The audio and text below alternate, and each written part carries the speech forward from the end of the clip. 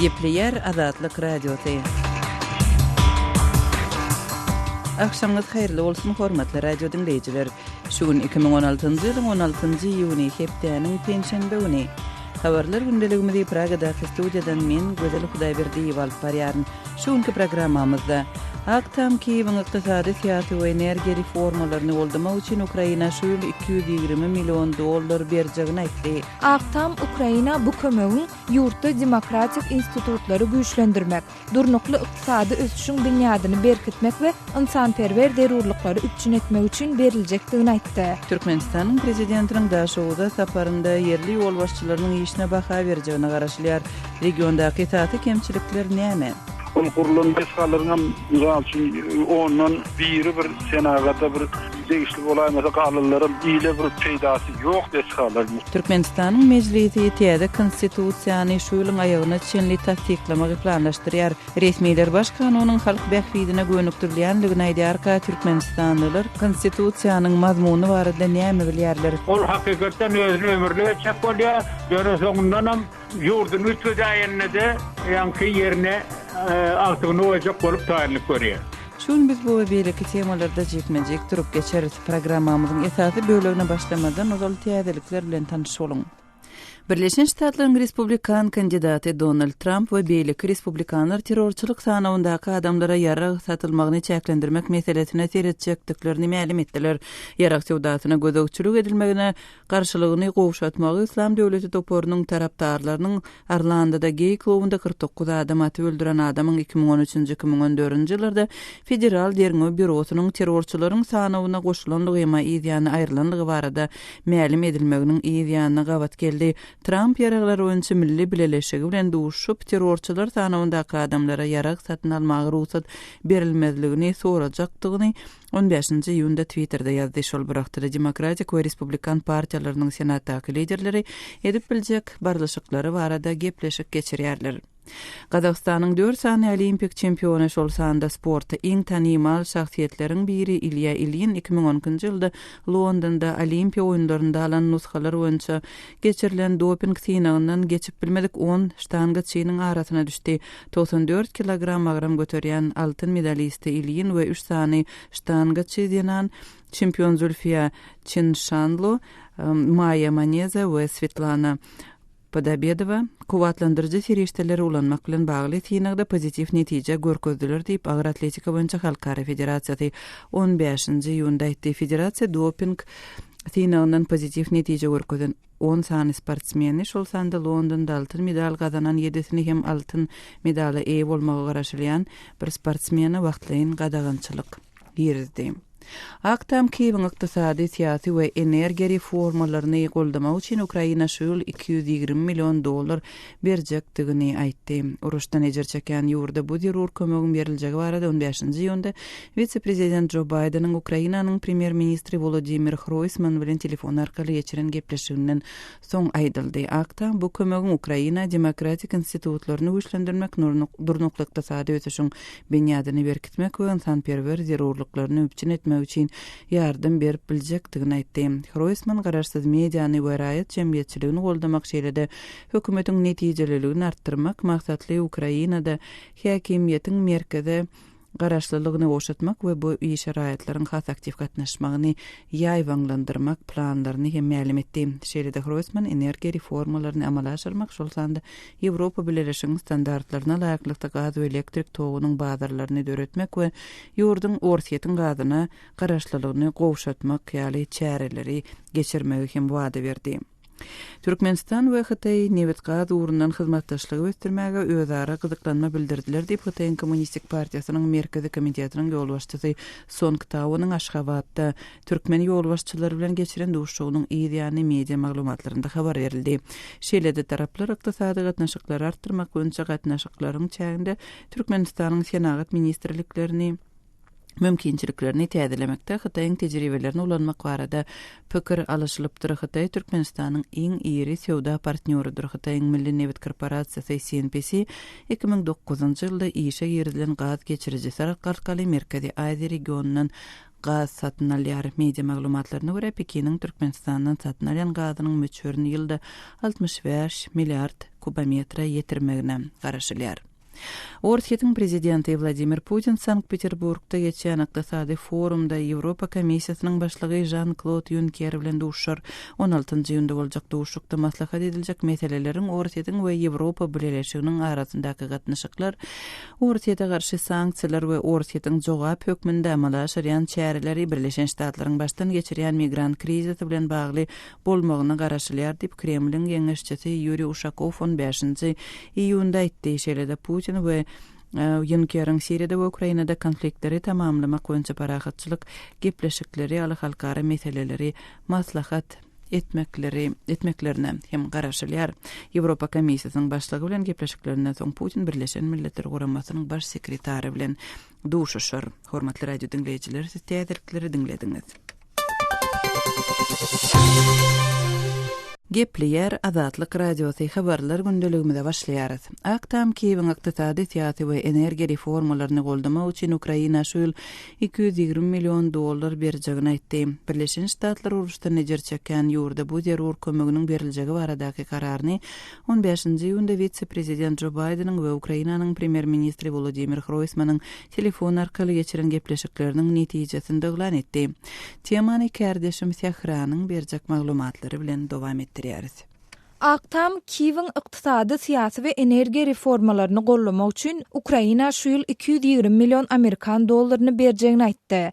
Uruşdan ejir çekýän ýurda bu zerur maliýe kömeginiň beriljegi 15-nji iýunda Birleşen Ştatlaryň vice-prezidenti Joe Bidenyň Ukrainanyň premier ministri Volodymyr Groysman bilen telefon arkaly geçiren gepleşiginden soň ma'lum edildi. Aktam Ukraina bu kömegiň ýurtda demokratik institutlary güýçlendirmek, durnukly ykdysady ösüşiň binýadyny berkitmek we insanperwer zerurlyklary üpçün etmek üçin beriljekdigini aýtdy. Aktamyň bildirmegine görä Groysmanyň erjel reformalarynyň gün tertibindäki maddalaryň arasynda gümrük reformalary, adalet ulgamyndaky reformalar arkaly korrupsiýaga garşy görüş we 2-nji iýunda Ukrainanyň parlamenti Rada tarapyndan kabul edilen konstitusiýon üýtgetmeleriň ýerine ýetirilişini güýçlendirmek ýaly wezipeler bar.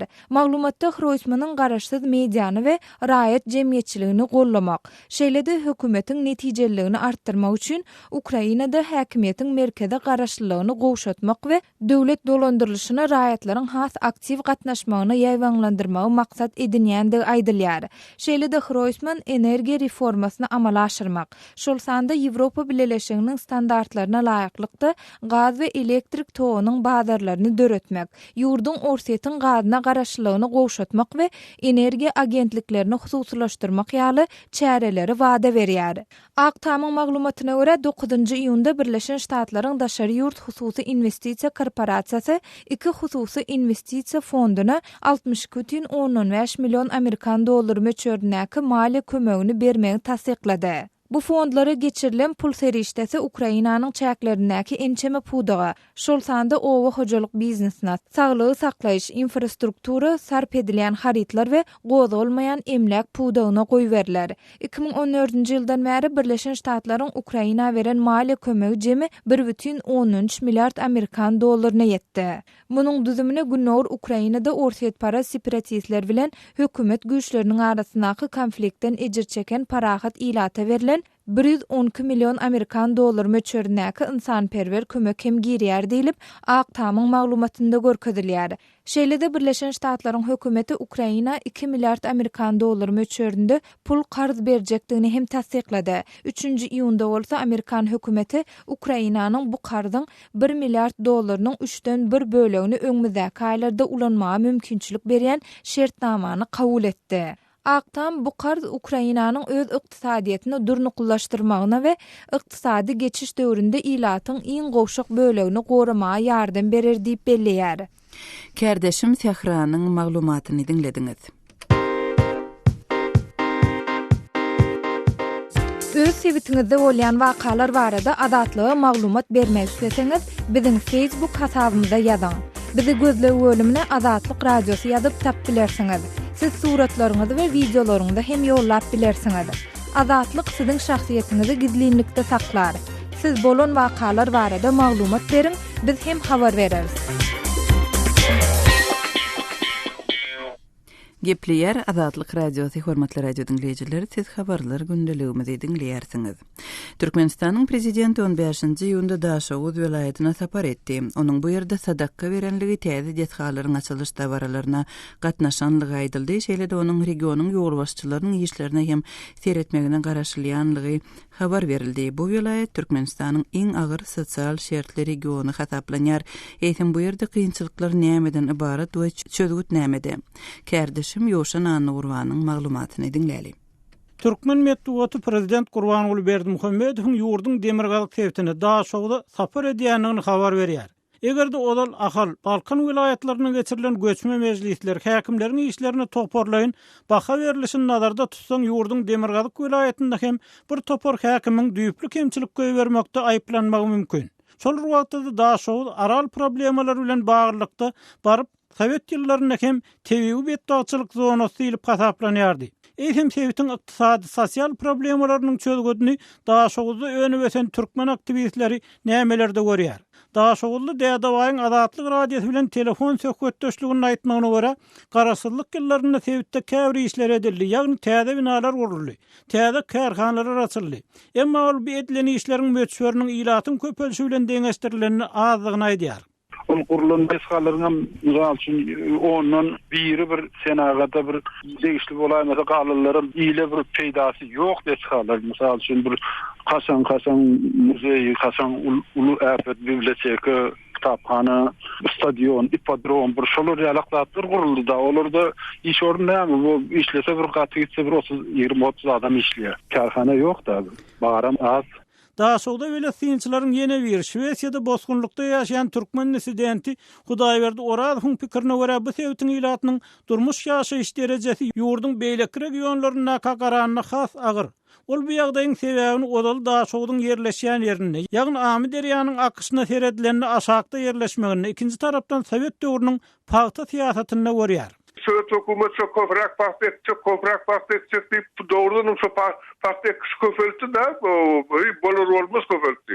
Su köpelti başladı da sonrası Daşowda su aziyet başladı da sonrası ýokardakylar şu öz ýolun su açylyp ýol suwlaryny maşap goýup başladylar da şoň üçin az su gelip başladı. Şeýdip Daşow welaýatynda da tebiği betbahçylyklary da Sowet döwründe başladı da Daşowda Dädawaýdan tapawatlykda Hudaýberdi Oradow Sowetiň sosial meselelerine çözgüt gözlemekde, garaşsyzlyk ýyllaryna Sowet döwründäki ýaly hem alad edilmeýändigini aýdyp, Niýaf döwrüne welaýatyň düşen ýagdaýyndan şeýle mysal getirdi. Sosial ýagdaýyny halkyň ykdysady ýagdaýyny o sözatlary bir hökümet gözü bilen seretmek, bir köwekleşmek o zatlar galdy ýöne bir dilde.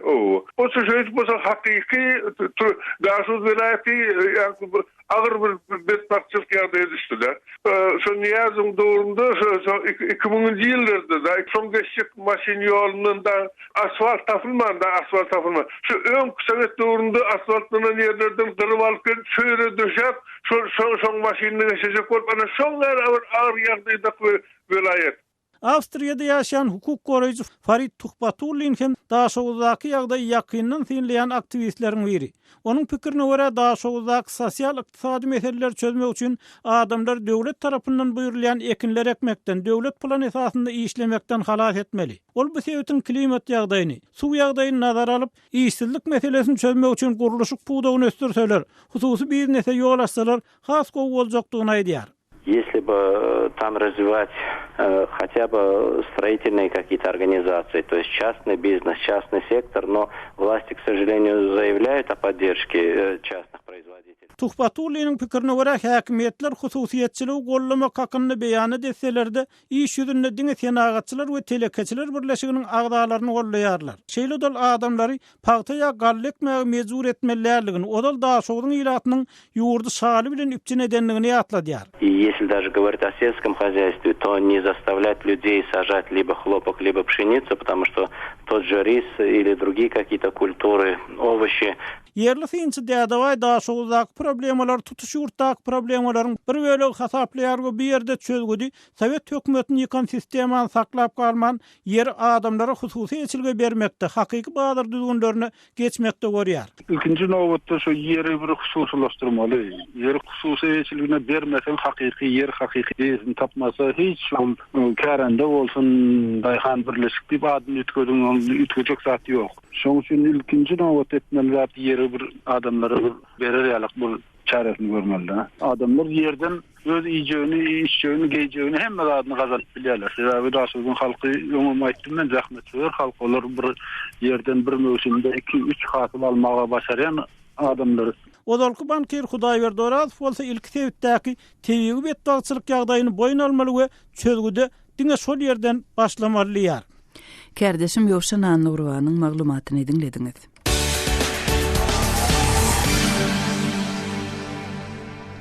Türkmenistanyň mejlisi ýurdyň baş kanunynyň täze taslamasyny şöýleň aýagyna çenli tasdiklamaga taýýarlanýar. Bu arada ýaňy ýakynda mejlisiň başlygy Akçy Nurberdiýew aýtdy. Şöýleň başynda metbuatda çap bolan konstitusiýanyň taslamasynda prezidentlik möhletine degişli çäklendirmeler göz öňünde tutulmaýar. Dalaşgaryň ýaşy hem uzaldylýar. Nurberdiýew täze konstitusiýanyň halk behwidine gönükdirilýänligini aýdyp raýatlaryň öz pikirlerini mälim etmekleri üçin ýurtda ähli mümkinçilikleriň döredilen habar berdi. Ýa-da konstitusiýanyň mazmuny maksady barada Türkmenistanlylar näme bilýärler? Söz nowatyny kardeşim Mirdan Sariýewa berýär. Türkmenistanyň baş kanunynyň rejeleriniň görnüşini sentýabrda geçsek, ýaşulular maslahatynda soňky ýyl geňesip, soň parlamentde kabul etmek planlaşdyrylýar. Käbir opozisiýa agzalary bolsa, prezidentiň ömürlük bolmagyndan alada bildirýärler.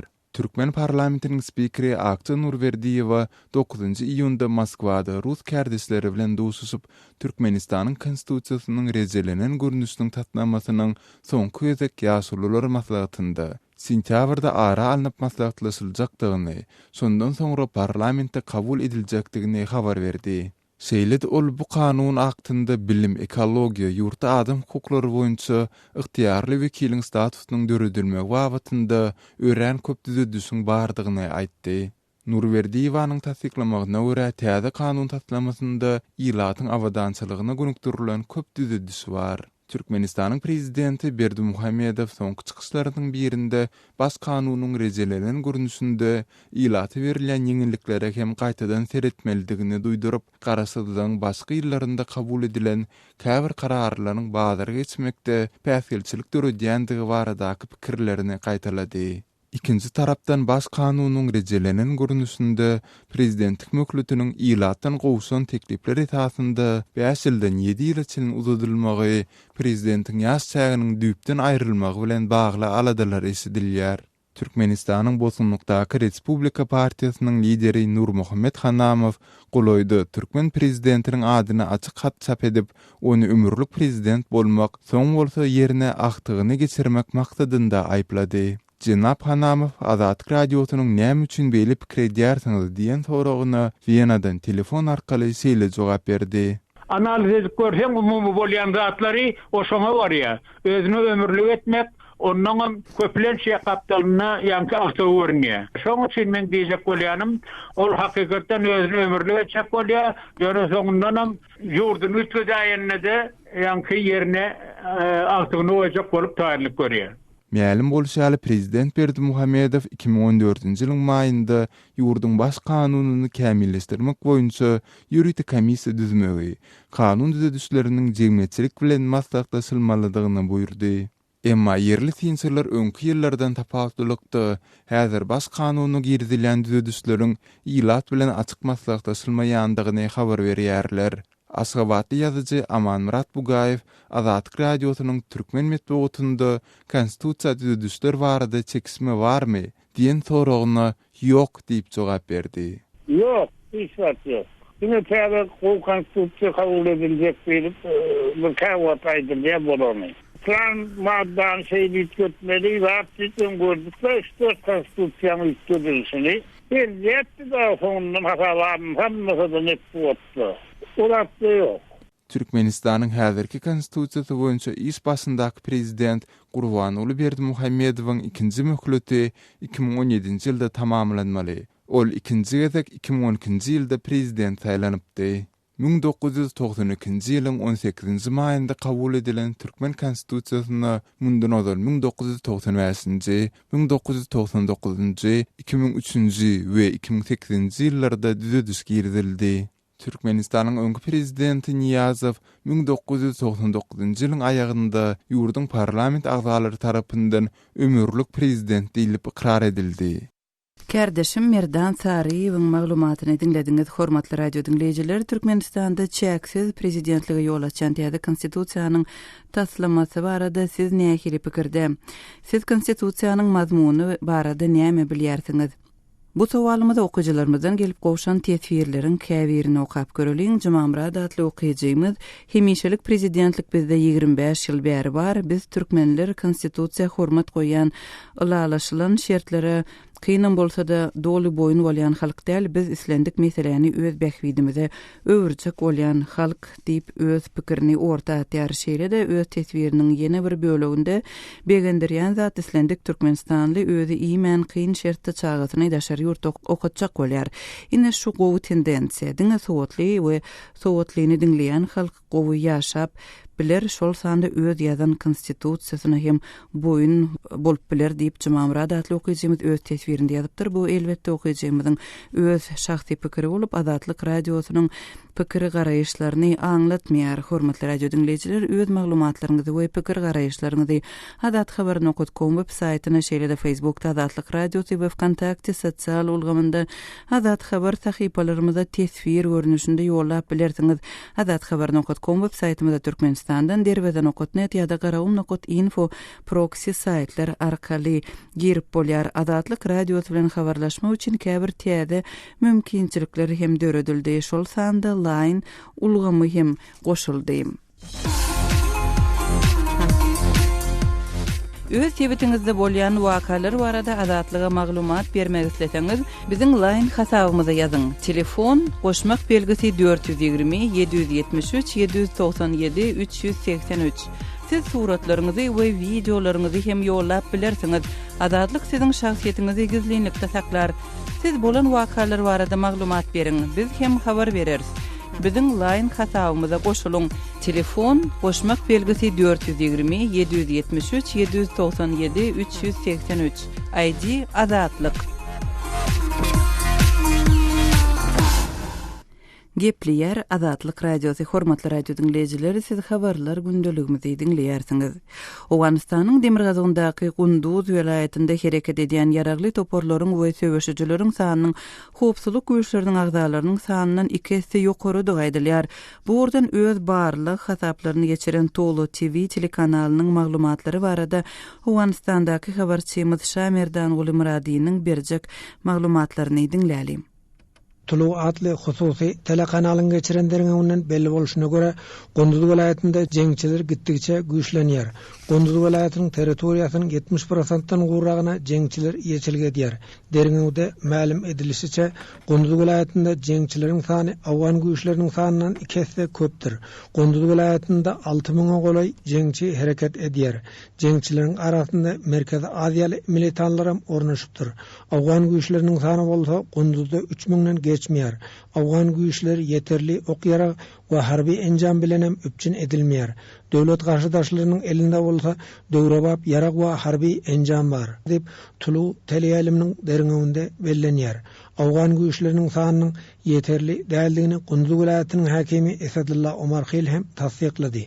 Gunduz welaýatynda ýerleşen güýçler regionda howpsuzlygy üpçün etmek üçin alada edýär.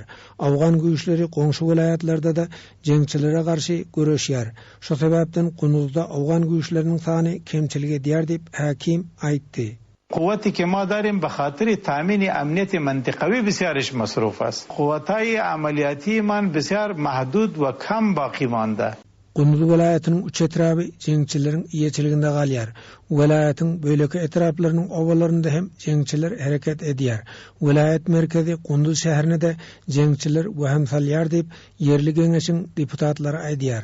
Kunduz welayatynyň polisiýasynyň başlygy general Muhammed Kasim Jengelbagyň aýdysynça, awgan güýçleri Kunduzda goranuş ýagdaýynda durýar.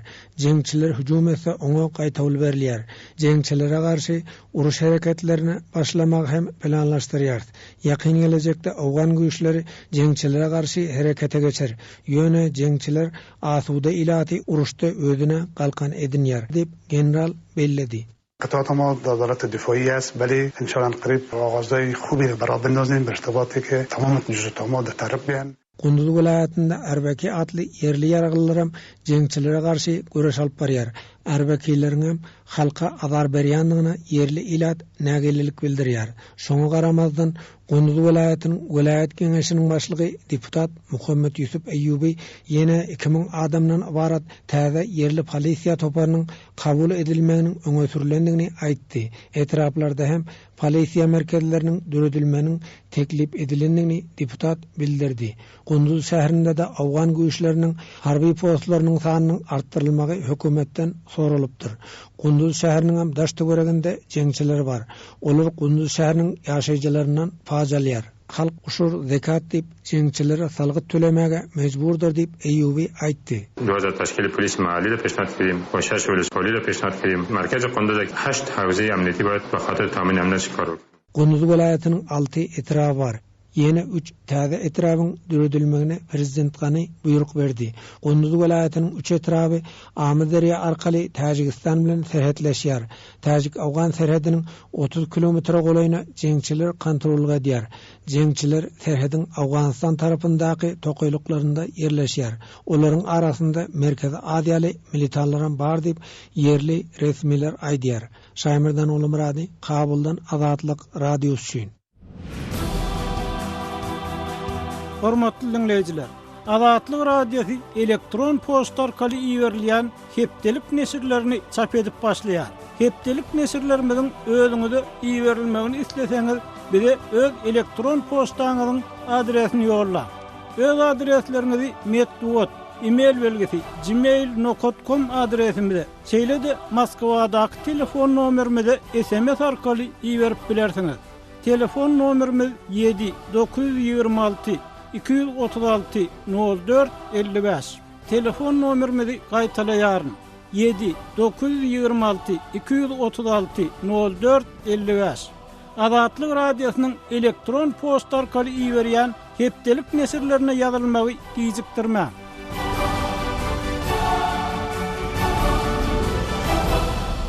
Hormatly radio dinleyijileri, şunun bilen yarım saatlyk habarlar gündeligimiziň şuňky sanyny jemleýäris saatlara kesmeden soň gepleşigimizi ýazgy görnüşinde dinläp bilersiňiz.